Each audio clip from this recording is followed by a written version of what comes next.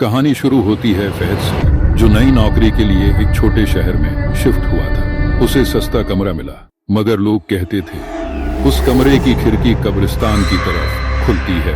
फहद हंस कर बोला, जिन्नात चुड़ैल जैसी चीजों पर मैं यकीन नहीं रखता। वो खिड़की किसी दूसरी दुनिया का दरवाजा थी। पहली ही रात उसे खिड़की से फुसफुसाने की आवाज सुनाई दी। चली गया, बाहर झांकता है, बस कब्रिस्तान, धुंध और एक काला साया जो पेड़ के पास हिल रहा था।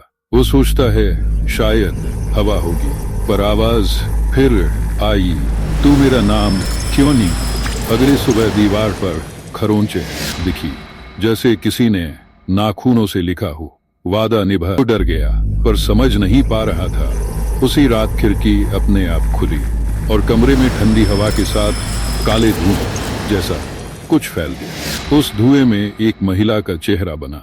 मैं आयशा हूँ, तूने कहा था मुझे कभी नहीं छोड़ेगा। अरे फहद की आंखों में पुरानी यादें घूम गई। वो आयशा उसकी मंगेतर थी, जो 3 साल पहले एक हादसे में मर गई थी। पर मौत से पहले उसने कहा था, अगर तू मुझे छोड़ेगा तो मैं लौट आऊंगी।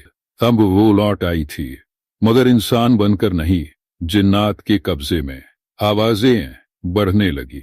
आयशा अब हर रात आती, फहद से बात करती, कभी रोती, कभी हंसती, कभी कहती, चल मेरे साथ। एक रात फहद ने खिड़की बंद करने की कोशिश की, लेकिन अंदर से किसी ने हाथ पकड़ लिया। वो ठंडी बर्फ जैसी उंगलियां थी। और फिर आवाज आई, अब तू मेरा है।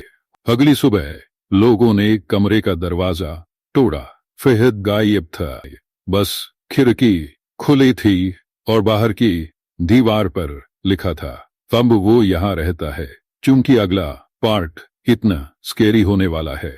कब्रिस्तान के पीछे एक नई कब्र बनी थी, जिस पर नाम लिखा था फहद और आयशा, एक ही पत्थर पर, जैसे दोनों अब सच में साथ हों। कभी किसी कब्रिस्तान के पीछे अगर कोई खिड़की दिखे तो झांकना मत है, हो सकता है कोई अब भी तुम्हारा नाम ले रहा हो।